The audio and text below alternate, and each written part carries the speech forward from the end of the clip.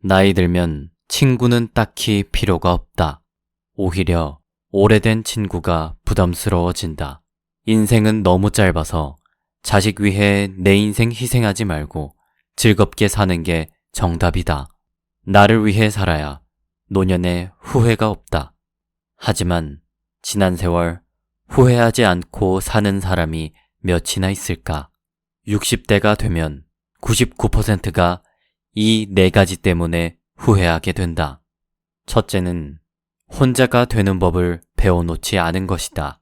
나이를 먹으면 혼자서도 잘 즐기면서 잘 놀 줄 알아야 한다. 혼자 지낼 줄 모르면 어떻게 되는지 아는가? 옆에 있는 누군가를 자꾸만 괴롭히게 된다. 옆에 사람까지 힘들게 하는 것이다. 자식마저도 크면 남이다 생각하고 적당하게 거리를 두고 살아야 한다. 배우자도 배우자 나름이다. 자기 생각만 맞다고 얘기하는 배우자는 차라리 없는 게 낫다. 친구며 직장 동료며 어차피 다 남이다.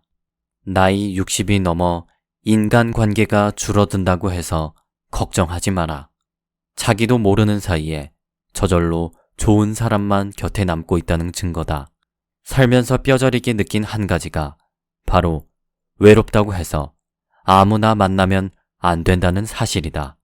그럼 외로움은 어떻게 이겨낼 수 있을까? 사실 외로움을 극복해야 한다는 생각 자체가 틀렸다. 외로움이란 건 이겨내는 게 아니라 받아들이는 것이다. 인생은 혼자 왔다 혼자 가는 것이다.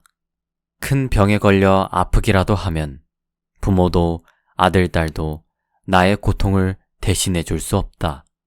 나이가 들면서 자연히 찾아오는 질병과 고통은 오직 스스로의 몫임을 잊지 말아야 한다.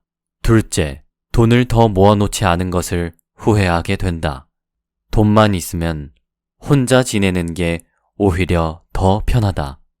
하지만 노년에 혼자서 살 수 있는 자유도 준비된 사람만이 누릴 수 있는 것이다.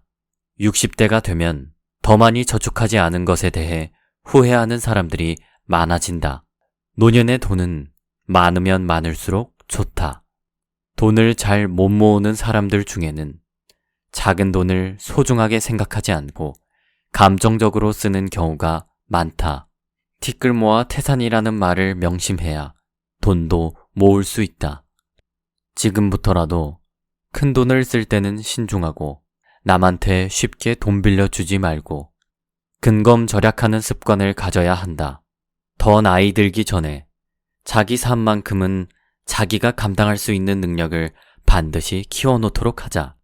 돈이 없는 상태에서 나이가 들어간다는 것은 곧 두려움과도 같다. 세 번째, 건강을 더 챙기지 않고 취미를 만들어 놓지 않은 것을 후회하는 사람이 참 많다. 진정한 은퇴 준비는 건강 관리에서부터 시작한다. 뭐니 해도 가장 중요한 건 바로 본인의 건강을 챙기는 일이다. 아프면 모든 게 다 부질없어진다. 건강이 안 좋으면 자식들 생활까지 망가지게 된다. 중요한 건 얼마나 오래 사느냐가 아니라 얼마나 건강하게 사느냐다. 나이 들면 자녀가 부양해 줄 거라는 것도 순전히 부모 생각이다. 자녀가 부모인 나를 노년에 책임져 줄 거라는 생각은 이제 버려야 하는 시대가 되었다. 또 나이가 들었다고 해서 배움을 멈춰서도 안 된다. 왕년에 잘 나가던 때는 추억 속에 남겨놓고 인생 후반전에는 혼자 온전히 즐길 수 있는 취미나 소일거리를 하나쯤은 가지고 있는 것이 좋다. 네 번째로, 남 눈치 보느라 나대로 살지 못한 것을 후회하는 사람들이 많다. 눈치를 보게 되면 아무것도 못하고 손해는 손해대로 보는 상황이 생긴다. 하지만 나를 좋게 보건 나쁘게 보건 그건 결국 상대의 자유다.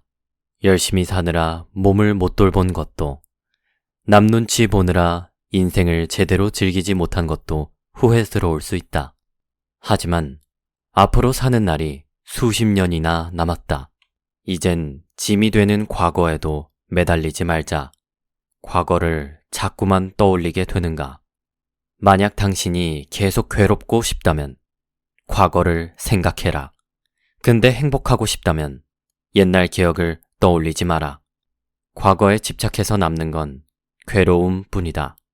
과거는 지금 생각한다 해도 고쳐질 수 없는 것이다. 행복해지고 싶은 사람에게 후회라는 감정은 시간 낭비다. 오늘 하루, 딱 하루를 충실하게 살면 행복해진다. 그러니 이제부터라도 과거의 집념과 후회는 내던져 버리자. 흘러간 세월은 인정하고 받아들이자. 그리고 무언가 하고 싶은 게 생각나면 금전적으로 부담 없는 선에서 바로 해보자. 그렇지 않으면 정말 90 넘어 죽을 때까지 그 기회가 오지 않을 수도 있다. 근데 건강하고 돈도 있고 남 눈치도 안 보는데 때때로 삶이 허무하게 느껴진다면 그건 왜 그런 걸까? 무기력함에 침대에 누워있는 시간이 점점 많아지는 건 대체 왜일까? 유튜브를 재밌게 보다가 스마트폰을 끄면 한순간에 공허함이 밀려온 적이 다들 있을 것이다. 주위를 둘러보면 요즘 사람들은 SNS나 카톡, 문자 등의 의미 없는 시간을 많이 할애하면서 불필요한 에너지를 많이 쓴다. 아름다운 꽃을 봐도 감동을 온전히 느끼며 내면으로 파고드는 것이 아니라 재빨리 스마트폰으로 사진을 찍어 인스타그램에 올리는데 그치면서 자기 삶의 이야기를 만들지 못하고 있다. 이렇게 고유한 이야기를 잃은 사회, 내 생각과 느낌을 말하지 못하고 입력한 정보를 앵무새처럼 내뱉는 사회의 끝은 이야기 없는 텅 빈 삶과도 같다. 반짝하고 사라져버리는 SNS 속 이야기들은 당연히 우리에게 그 어떤 삶의 목적이나 방향도 제시해주지 못한다. 그렇다면 우리는 도대체 어떻게 살아가야 하는 걸까? 이제부턴 책 서사의 위기를 통해 나이 들어 외롭고 공허한 마음을 달랠 수 있는 방법, 그리고 자기 삶의 이야기를 만들어 나갈 수 있는 방법을 함께 배워보도록 하자. 지금 우리는 스마트한 지배에 예속되어 있다. 억압도 저항도 없이 삶을 게시하고 공유하고 좋아하도록 지배당한다. 새롭고 자극적인 뉴스거리가 넘쳐나는 시대. 이슈에서 이슈로 빠르게 이동하는 사람들.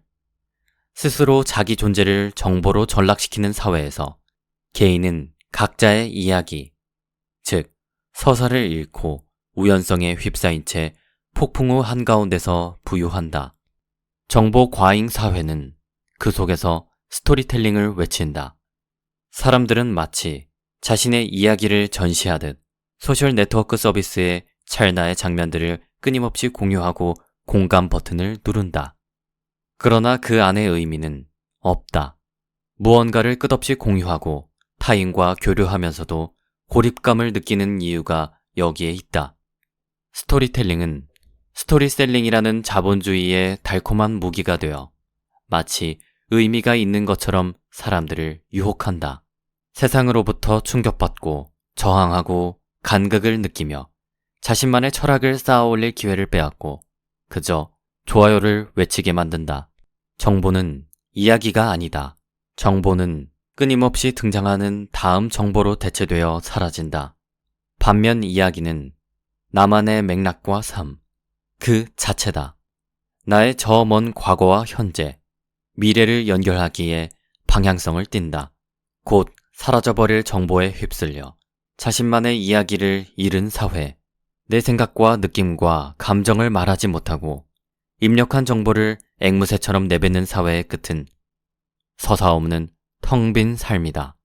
업데이트 강박에 시달리는 정보 사냥꾼은 지식보다 정보에, 공동체보다 커뮤니티에, 공간보다 정보 교환에 빠져들며 파편적인 스토리를 무한히 재생산한다.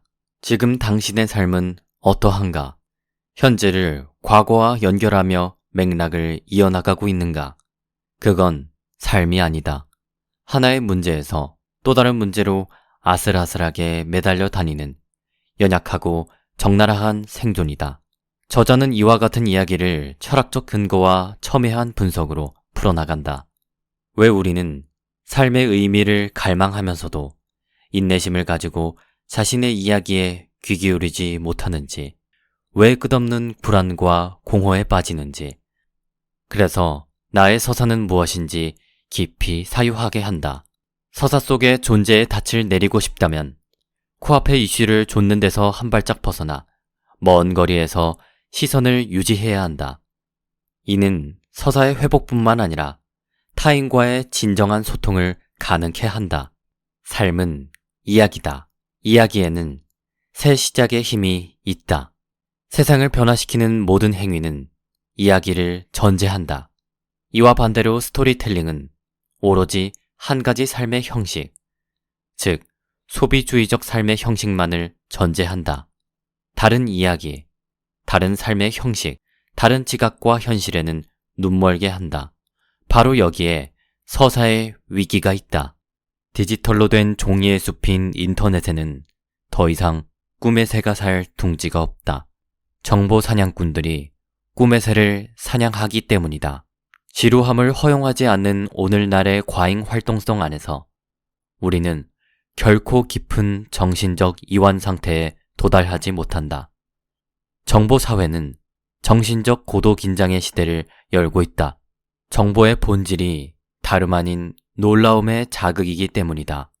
정보의 쓰나미는 우리의 지각기관을 지속적으로 자극한다. 정보의 쓰나미는 주의를 흐트러뜨린다. 그렇게 귀 기울여 듣기의 능력은 갈수록 사라진다. 경청하는 대신 자기 자신을 생산하며 자기 자신에게 귀를 기울이기 때문이다. 현대인은 정보와 소통에 도취되어 몽롱해져 있다. 이 상태에서 우리는 더 이상 소통의 주인이 아니다. 자기 자신은 알아채지 못한 채 알고리즘으로 조종되는 자동적이고 기계적인 프로세스에 예속된 것처럼 보인다. 우리는 알고리즘으로 움직이는 블랙박스의 손에 내맡겨진다. 인간은 제어하고 착취할 수 있는 데이터 기록으로 축소된다. 철학자 벤야민은 임종을 앞둔 아버지가 아들들에게 포도밭에 보물이 숨겨져 있다고 유언하는 이야기로 에세이 경험과 빈곤을 시작한다. 그 유언을 들은 아들들은 매일 포도밭을 팠지만 보물은 찾을 수 없었다. 가을이 되자 아들들은 아버지가 그 유언을 통해 축복은 금이 아니라 근면에서 나온다는 경험을 물려주셨다는 걸 깨달았다. 다른 어디서도 찾아볼 수 없는 좋은 포도밭이 만들어졌기 때문이다. 경험은 한 세대에서 다른 세대로 전승된다는 특징이 있다. 벤야민은 근대에 만연한 경험의 상실을 비탄했다. 다 어디로 사라졌는가? 무언가를 제대로 이야기할 수 있는 사람을 만나는 이가 아직 존재하는가? 떠나는 이들로부터 남겨진 세대에서 세대로 대물림되는 반지와 같이 견고한 말들은 다 어디로 갔는가? 오늘날 격언은 누구에게 도움이 되는가? 사회에서는 입에서 귀로 흘러들어가는 전승 가능한 경험이 계속해서 결핍되어 간다. 이젠 더 이상 전승되지 않고 이야기되지 않는다. 실제로 오늘날은 이야기하는 분위기가 사라지고 있다. 병원에서조차 이야기를 거의 하지 않는다. 의사들에겐 이야기를 경청할 시간도 인내심도 없다. 작가 미하엘 엔데의 책 모모는 경청만으로 사람들을 치유할 수 있음을 보여준다. 모모에게는 시간이 많다. 시간이야말로 모모에게 많은 유일한 것이다. 모모의 시간은 다른 사람들에게 가치 있게 쓰인다. 책에서 어린 모모는 다른 누구도 할 수 없는 일을 했는데 그건 바로 듣기였다. 일부 독자들은 그게 전혀 특별하지 않다고 할지 모르겠지만 그건 착각이다. 경청을 잘할 수 있는 사람은 매우 드물다. 모모의 경우 어떻게 그렇게 경청을 잘하는지 그 방법마저 특별하다. 모모의 우호적이고도 사려 깊은 침묵은 상대를 자기 혼자서는 절대 도달할 수 없었을 생각으로 데려간다. 모모는 뭔가를 말하거나 질문함으로써 사람들을 그러한 생각으로 이끄는 게 아니다. 그렇다. 그저 앞에 앉아 경청만 한다. 모든 사려와 공감을 다해. 그러면서 모모는 자신의 크고 짙은 눈으로 상대를 가만히 바라보고 문제를 풀어야 하는 그 상대는 이미 자기 안에 있었지만 한 번도 알아채지 못했던 생각이 갑자기 떠오르는 걸 느끼는 것이다. 모모는 다른 사람이 스스로 자유롭게 이야기를 풀어놓도록 배려해준다. 모모는 이야기의 막힘을 풀어냄으로써 치유한다. 어느 날 한 어린 소년이 모모에게 더 이상 노래하지 않으려는 자신의 카나리아 새를 데려왔다. 그건 모모에게 훨씬 어려운 일이었다. 하지만 모모는 일주일 내내 새에게 귀를 기울여 주었고 마침내 새가 다시 지저귀며 즐거워했다. 경청은 상대에게 이야기할 영감을 주고 이야기하는 사람 스스로 자신을 소중하다고 느끼고 자신의 목소리를 듣고 심지어 사랑받는다고까지 느끼는 공명의 공간을 연다. 어루만짐 또한 치유력이 있다. 접촉은 이야기하기처럼 친밀함과 근원적 신뢰를 형성한다. 의사 빅토르 폰 바이츠 제커는 또 다른 치유의 모습을 다음과 같이 묘사한다. 고통스러워하는 남동생을 보던 어린 소녀는 그 어떤 지식보다 뛰어난 방법을 찾았다. 소녀는 손으로 남동생을 기분 좋게 쓰다듬고 그의 아픈 곳을 부드럽게 어루만져 주려 했다. 접촉하는 손은 이야기하는 목소리와 동일한 치유 효과를 발휘한다. 근접성과 신뢰를 형성한다. 긴장을 풀게 하고 불안을 없애준다. 오늘날 우리는 접촉이 없는 사회에 살고 있다. 단지 물건을 쥐거나 소유할 뿐이다. 커져가는 접촉의 빈곤은 우리를 병들게 한다. 접촉은 우리를 자아 안에서 밖으로 꺼내준다. 접촉의 빈곤은 결국 세계 빈곤으로 이어진다. 그것은 우리를 우울하고 외롭고 불안하게 만든다. 디지털화는 이러한 접촉의 결핍과 세계 빈곤을 계속해서 악화시킨다. 소셜 네트워크 서비스의 스토리도 사람들을 끊임없이 고립시키고 있다. 이들은 결국 시각적으로 장식된 정보, 짧게 인식된 뒤에 다시 사라져버리는 정보다. 이들은 이야기하지 않고 광고한다. 인스타그램이나 페이스북 같은 디지털 플랫폼의 스토리도 진정한 의미에서의 이야기가 아니다. 사실상 이런 SNS들은 빠르게 사라지는 시각적 정보에 불과하다. 아무것도 남지 않는다. 인스타그램의 광고 슬로건은 이렇다. 일상의 소중한 순간을 올려보세요. 여러분이 올린 스토리는 보통 재미있고 가벼운 내용을 담고 있으며 24시간 동안만 지속됩니다.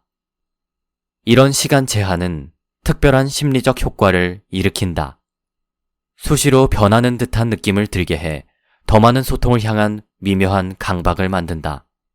우리는 끊임없이 게시하고 좋아요를 누르고 공유하면서 벌거벗은 공허해진 삶의 의미를 모르는 척한다. 그리고 삶이 불안한 공허를 드러내지 못하게 만든다. 오늘날의 위기는 사느냐, 이야기하느냐가 아닌 사느냐, 게시하느냐가 된 데 있다. 셀카 중독마저도 나르시시즘 때문이 아니다. 내면의 공허가 셀카 중독으로 이어진 것이다. 이제 우리는 더 이상 이야기를 하지 않는다. 그 대신에 과도하게 소통한다. 우리는 게시하고 공유하고 링크를 건다. 정보체제 하에서는 극작가 게오르크 뷔히너의 말 또한 유효하다. 우리는 줄에 묶여 알려지지 않은 위력에 끌려다니는 꼭두각시 인형이다. 스스로는 아무것도 아니다. 이 힘은 우리가 그것의 존재를 더 이상 지각할 수 없을 만큼 더욱 섬세해지고 보이지 않게 진화해 갈 뿐이다. 심지어 우리는 이 힘을 자유와 혼동한다. 트위터, 페이스북, 인스타그램, 틱톡, 스냅챗 같은 디지털 플랫폼은 이야기 매체가 아닌 정보 매체다. 여기서 파악되는 정보들은 하나의 이야기로 응축되지 않는다. 인생의 이벤트를 페이스북 프로필에 어떻게 만들거나 편집하나요? 라는 질문에 이렇게 답할 것이다. 정보를 클릭하고 좌측의 중요 이벤트를 클릭하세요. 이렇게 우리 삶의 중대한 사건들은 단순한 정보로만 취급된다. 그것들로부터 어떠한 긴 이야기도 만들어지지 않는다. 이들은 서사적 맥락 없이 그저 접속사로 연결된 채 나열되는 것이다.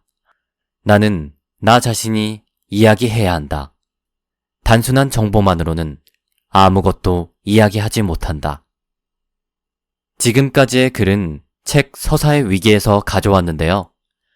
오늘날 우리는 혼자 있을 때도 다른 사람을 만나 대화할 때도 쉴 새 없이 스마트폰을 들여다봅니다. 실시간 뉴스를 확인하고 유튜브와 SNS로 짧은 영상과 사진을 읽기에 바쁘죠. 길고 느린 호흡으로 내면의 이야기에 집중하는 시간은 사실상 없다시피 합니다.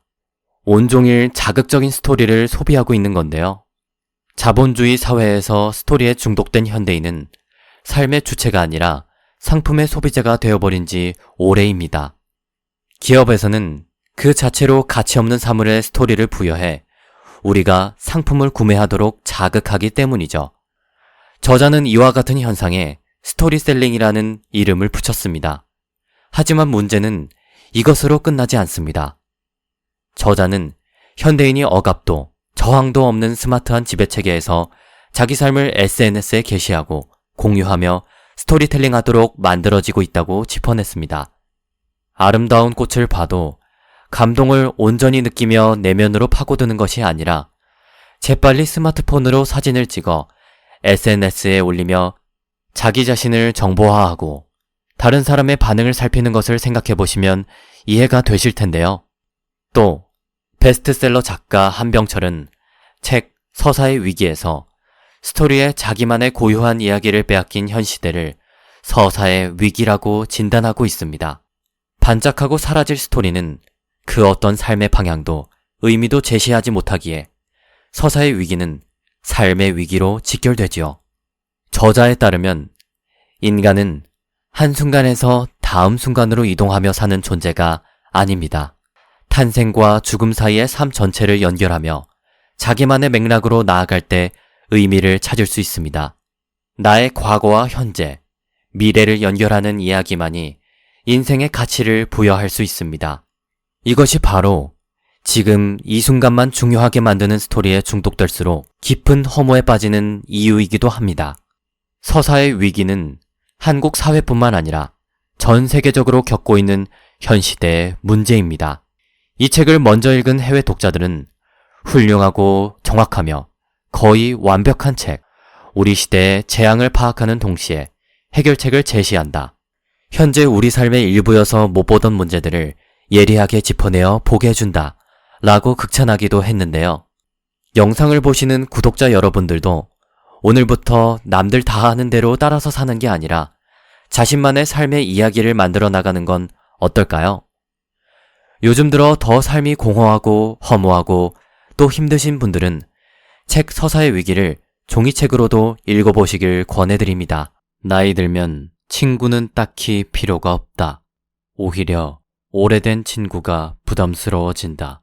인생은 너무 짧아서 자식 위해 내 인생 희생하지 말고 즐겁게 사는 게 정답이다. 나를 위해 살아야 노년에 후회가 없다. 하지만 지난 세월 후회하지 않고 사는 사람이 몇이나 있을까? 60대가 되면 99%가 이 네 가지 때문에 후회하게 된다. 첫째는 혼자가 되는 법을 배워놓지 않은 것이다.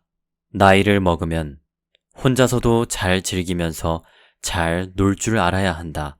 혼자 지낼 줄 모르면 어떻게 되는지 아는가? 옆에 있는 누군가를 자꾸만 괴롭히게 된다. 옆에 사람까지 힘들게 하는 것이다. 자식마저도 크면 남이다 생각하고 적당하게 거리를 두고 살아야 한다. 배우자도 배우자 나름이다. 자기 생각만 맞다고 얘기하는 배우자는 차라리 없는 게 낫다. 친구며 직장 동료며 어차피 다 남이다. 나이 60이 넘어 인간관계가 줄어든다고 해서 걱정하지 마라. 자기도 모르는 사이에 저절로 좋은 사람만 곁에 남고 있다는 증거다. 살면서 뼈저리게 느낀 한 가지가 바로 외롭다고 해서 아무나 만나면 안 된다는 사실이다. 그럼 외로움은 어떻게 이겨낼 수 있을까? 사실 외로움을 극복해야 한다는 생각 자체가 틀렸다. 외로움이란 건 이겨내는 게 아니라 받아들이는 것이다. 인생은 혼자 왔다 혼자 가는 것이다. 큰 병에 걸려 아프기라도 하면 부모도 아들, 딸도 나의 고통을 대신해 줄 수 없다. 나이가 들면서 자연히 찾아오는 질병과 고통은 오직 스스로의 목숨을 잊지 말아야 한다. 둘째, 돈을 더 모아놓지 않은 것을 후회하게 된다. 돈만 있으면 혼자 지내는 게 오히려 더 편하다. 하지만 노년에 혼자서 살 수 있는 자유도 준비된 사람만이 누릴 수 있는 것이다. 60대가 되면 더 많이 저축하지 않은 것에 대해 후회하는 사람들이 많아진다. 노년의 돈은 많으면 많을수록 좋다. 돈을 잘 못 모으는 사람들 중에는 작은 돈을 소중하게 생각하지 않고 감정적으로 쓰는 경우가 많다. 티끌 모아 태산이라는 말을 명심해야 돈도 모을 수 있다. 지금부터라도 큰 돈을 쓸 때는 신중하고 남한테 쉽게 돈 빌려주지 말고 근검절약하는 습관을 가져야 한다. 더 나이 들기 전에 자기 삶만큼은 자기가 감당할 수 있는 능력을 반드시 키워놓도록 하자. 돈이 없는 상태에서 나이가 들어간다는 것은 곧 두려움과도 같다. 세 번째, 건강을 더 챙기지 않고 취미를 만들어 놓지 않은 것을 후회하는 사람이 참 많다. 진정한 은퇴 준비는 건강 관리에서부터 시작한다. 뭐니 해도 가장 중요한 건 바로 본인의 건강을 챙기는 일이다. 아프면 모든 게 다 부질없어진다. 건강이 안 좋으면 자식들 생활까지 망가지게 된다. 중요한 건 얼마나 오래 사느냐가 아니라 얼마나 건강하게 사느냐다. 나이 들면 자녀가 부양해 줄 거라는 것도 순전히 부모 생각이다. 자녀가 부모인 나를 노년에 책임져 줄 거라는 생각은 이제 버려야 하는 시대가 되었다. 또 나이가 들었다고 해서 배움을 멈춰서도 안 된다. 왕년에 잘 나가던 때는 추억 속에 남겨놓고 인생 후반전에는 혼자 온전히 즐길 수 있는 취미나 소일거리를 하나쯤은 가지고 있는 것이 좋다. 네 번째로, 남 눈치 보느라 나대로 살지 못한 것을 후회하는 사람들이 많다. 눈치를 보게 되면 아무것도 못하고 손해는 손해대로 보는 상황이 생긴다. 하지만 나를 좋게 보건 나쁘게 보건 그건 결국 상대의 자유다. 열심히 사느라 몸을 못 돌본 것도, 남 눈치 보느라 인생을 제대로 즐기지 못한 것도 후회스러울 수 있다. 하지만 앞으로 사는 날이 수십 년이나 남았다. 이젠 짐이 되는 과거에도 매달리지 말자. 과거를 자꾸만 떠올리게 되는가? 만약 당신이 계속 괴롭고 싶다면 과거를 생각해라. 근데 행복하고 싶다면 옛날 기억을 떠올리지 마라. 과거에 집착해서 남는 건 괴로움 뿐이다. 과거는 지금 생각한다 해도 고쳐질 수 없는 것이다. 행복해지고 싶은 사람에게 후회라는 감정은 시간 낭비다. 오늘 하루, 딱 하루를 충실하게 살면 행복해진다. 그러니 이제부터라도 과거의 집념과 후회는 내던져 버리자. 흘러간 세월은 인정하고 받아들이자. 그리고 무언가 하고 싶은 게 생각나면 금전적으로 부담 없는 선에서 바로 해보자. 그렇지 않으면 정말 90 넘어 죽을 때까지 그 기회가 오지 않을 수도 있다. 근데 건강하고 돈도 있고 남 눈치도 안 보는데 때때로 삶이 허무하게 느껴진다면 그건 왜 그런 걸까? 무기력함에 침대에 누워있는 시간이 점점 많아지는 건 대체 왜일까? 유튜브를 재밌게 보다가 스마트폰을 끄면 한순간에 공허함이 밀려온 적이 다들 있을 것이다. 주위를 둘러보면 요즘 사람들은 SNS나 카톡, 문자 등의 의미 없는 시간을 많이 할애하면서 불필요한 에너지를 많이 쓴다. 아름다운 꽃을 봐도 감동을 온전히 느끼며 내면으로 파고드는 것이 아니라 재빨리 스마트폰으로 사진을 찍어 인스타그램에 올리는 데 그치면서 자기 삶의 이야기를 만들지 못하고 있다. 이렇게 고유한 이야기를 잃은 사회, 내 생각과 느낌을 말하지 못하고 입력한 정보를 앵무새처럼 내뱉는 사회의 끝은 이야기 없는 텅 빈 삶과도 같다. 반짝하고 사라져버리는 SNS 속 이야기들은 당연히 우리에게 그 어떤 삶의 목적이나 방향도 제시해주지 못한다. 그렇다면 우리는 도대체 어떻게 살아가야 하는 걸까? 이제부턴 책 서사의 위기를 통해 나이 들어 외롭고 공허한 마음을 달랠 수 있는 방법, 그리고 자기 삶의 이야기를 만들어 나갈 수 있는 방법을 함께 배워보도록 하자. 지금 우리는 스마트한 지배에 예속되어 있다.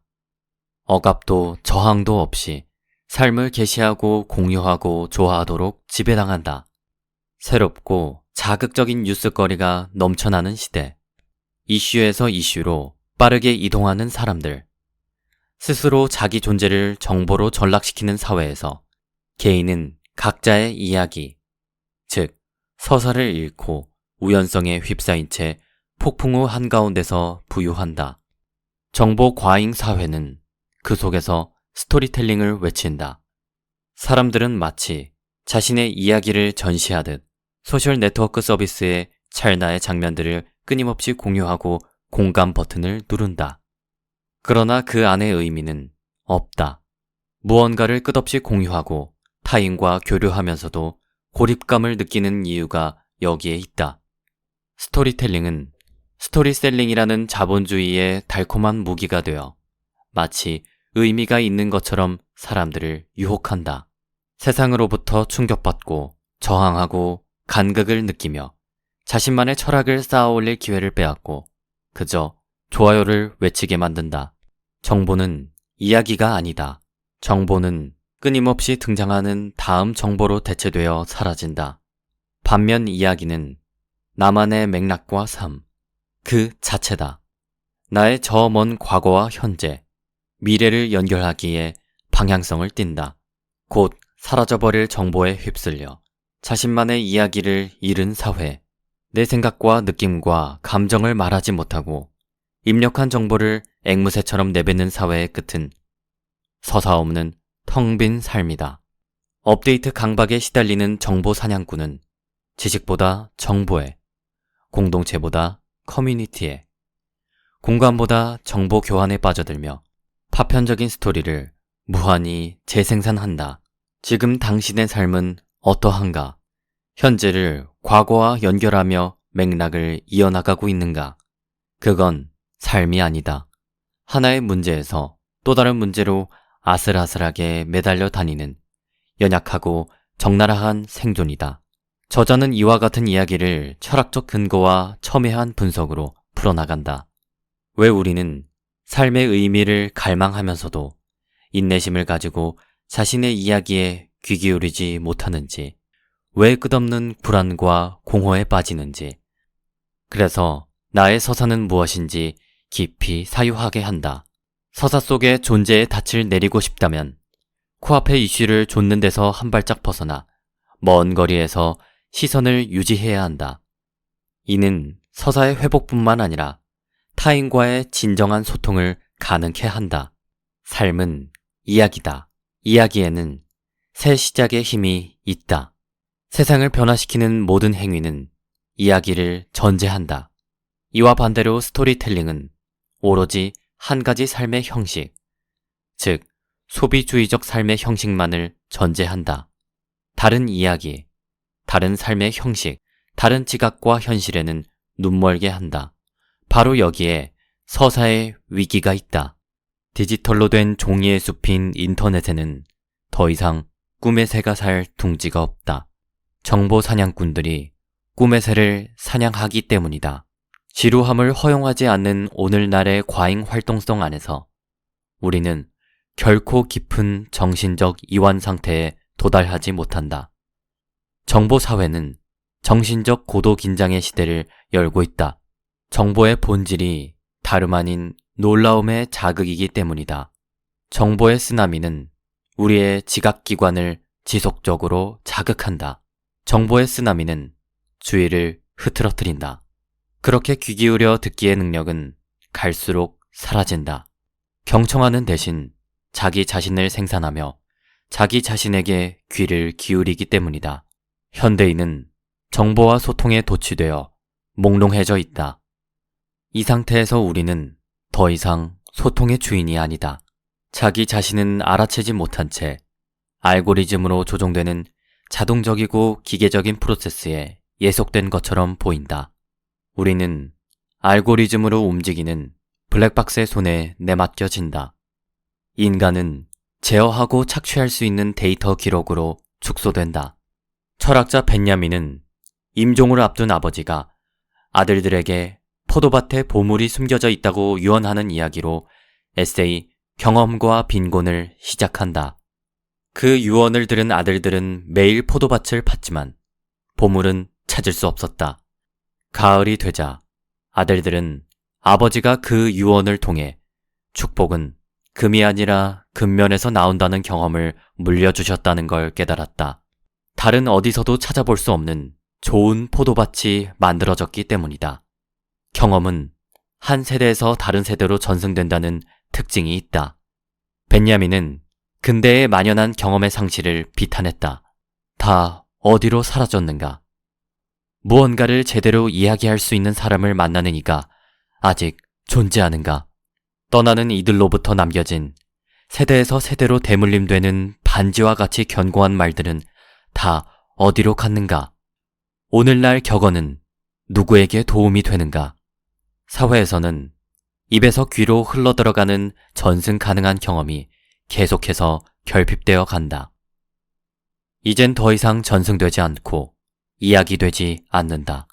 실제로 오늘날은 이야기하는 분위기가 사라지고 있다. 병원에서조차 이야기를 거의 하지 않는다. 의사들에겐 이야기를 경청할 시간도 인내심도 없다. 작가 미하엘 엔데의 책 모모는 경청만으로 사람들을 치유할 수 있음을 보여준다. 모모에게는 시간이 많다. 시간이야말로 모모에게만은 유일한 것이다. 모모의 시간은 다른 사람들에게 가치 있게 쓰인다. 책에서 어린 모모는 다른 누구도 할 수 없는 일을 했는데 그건 바로 듣기였다. 일부 독자들은 그게 전혀 특별하지 않다고 할지 모르겠지만 그건 착각이다.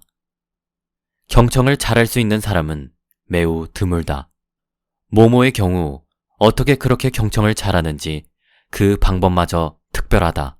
모모의 우호적이고도 사려 깊은 침묵은 상대를 자기 혼자서는 절대 도달할 수 없었을 생각으로 데려간다. 모모는 뭔가를 말하거나 질문함으로써 사람들을 그러한 생각으로 이끄는 게 아니다.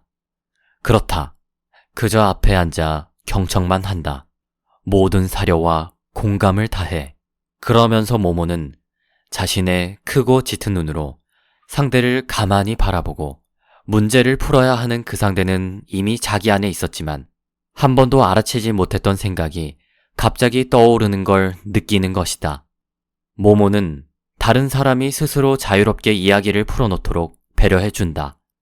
모모는 이야기의 막힘을 풀어냄으로써 치유한다. 어느 날 한 어린 소년이 모모에게 더 이상 노래하지 않으려는 자신의 카나리아 새를 데려왔다. 그건 모모에게 훨씬 어려운 일이었다.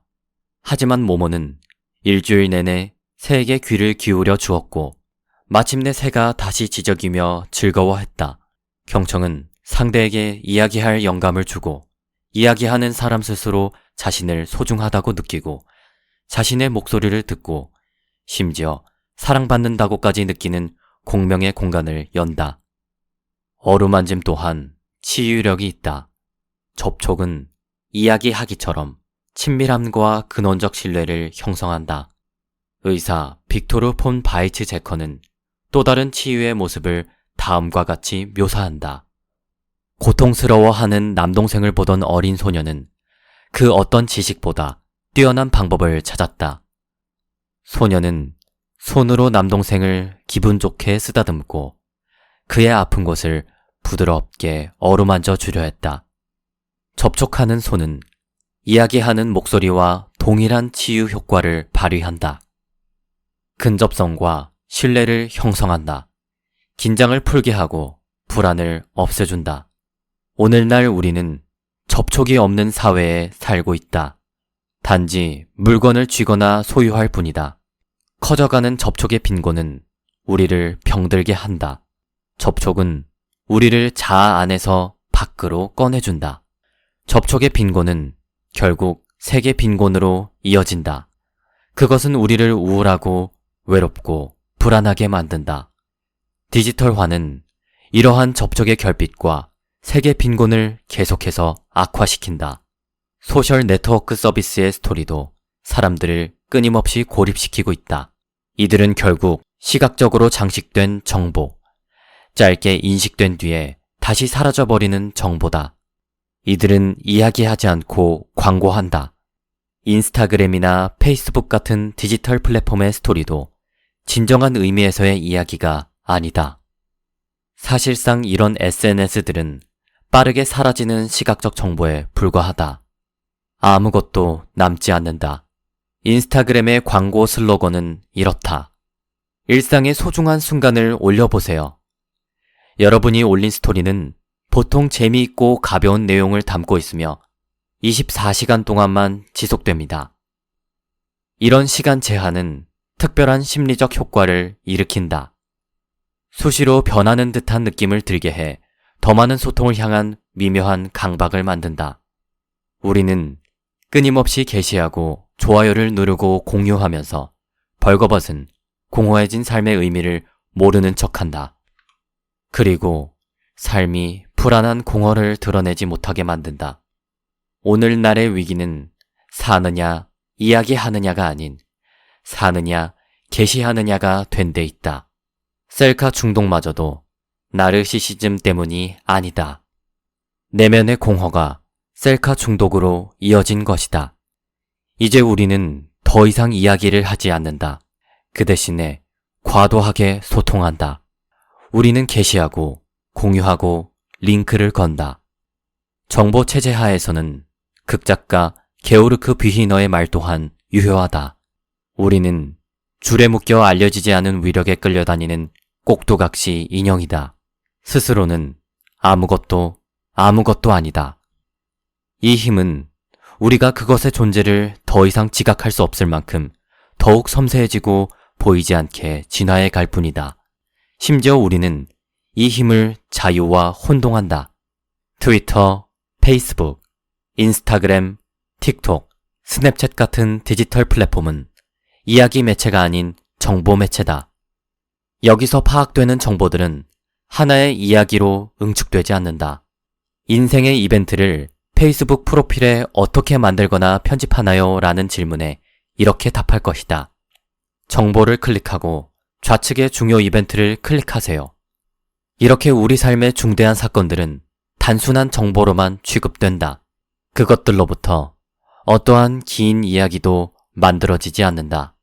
이들은 서사적 맥락 없이 그저 접속사로 연결된 채 나열되는 것이다. 나는 나 자신이 이야기해야 한다. 단순한 정보만으로는 아무것도 이야기하지 못한다. 지금까지의 글은 책 서사의 위기에서 가져왔는데요. 오늘날 우리는 혼자 있을 때도 다른 사람을 만나 대화할 때도 쉴 새 없이 스마트폰을 들여다봅니다. 실시간 뉴스를 확인하고 유튜브와 SNS로 짧은 영상과 사진을 읽기에 바쁘죠. 길고 느린 호흡으로 내면의 이야기에 집중하는 시간은 사실상 없다시피 합니다. 온종일 자극적인 스토리를 소비하고 있는 건데요.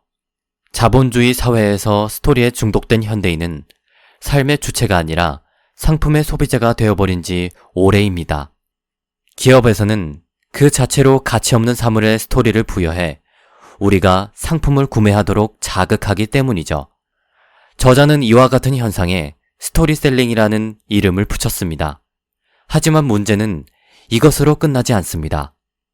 저자는 현대인이 억압도, 저항도 없는 스마트한 지배체계에서 자기 삶을 SNS에 게시하고 공유하며 스토리텔링 하도록 만들어지고 있다고 짚어냈습니다. 아름다운 꽃을 봐도 감동을 온전히 느끼며 내면으로 파고드는 것이 아니라 재빨리 스마트폰으로 사진을 찍어 SNS에 올리며 자기 자신을 정보화하고 다른 사람의 반응을 살피는 것을 생각해 보시면 이해가 되실 텐데요. 또 베스트셀러 작가 한병철은 책 서사의 위기에서 스토리에 자기만의 고유한 이야기를 빼앗긴 현 시대를 서사의 위기라고 진단하고 있습니다. 반짝하고 사라질 스토리는 그 어떤 삶의 방향도 의미도 제시하지 못하기에 서사의 위기는 삶의 위기로 직결되지요. 저자에 따르면 인간은 한순간에서 다음 순간으로 이동하며 사는 존재가 아닙니다. 탄생과 죽음 사이의 삶 전체를 연결하며 자기만의 맥락으로 나아갈 때 의미를 찾을 수 있습니다. 나의 과거와 현재, 미래를 연결하는 이야기만이 인생의 가치를 부여할 수 있습니다. 이것이 바로 지금 이 순간만 중요하게 만드는 스토리에 중독될수록 깊은 허무에 빠지는 이유이기도 합니다. 서사의 위기는 한국 사회뿐만 아니라 전 세계적으로 겪고 있는 현 시대의 문제입니다. 이 책을 먼저 읽은 해외 독자들은 훌륭하고 정확하며 거의 완벽한 책, 우리 시대의 재앙을 파악하는 동시에 해결책을 제시한다. 현재 우리 삶의 일부여서 못 보던 문제들을 예리하게 짚어내어 보게 해준다. 라고 극찬하기도 했는데요. 영상을 보시는 구독자 여러분들도 오늘부터 남들 다 하는 대로 따라서 사는 게 아니라 자신만의 삶의 이야기를 만들어 나가는 건 어떨까요? 요즘 들어 더 삶이 공허하고 허무하고 또 힘드신 분들은 책 서사의 위기를 종이책으로도 읽어보시길 권해드립니다.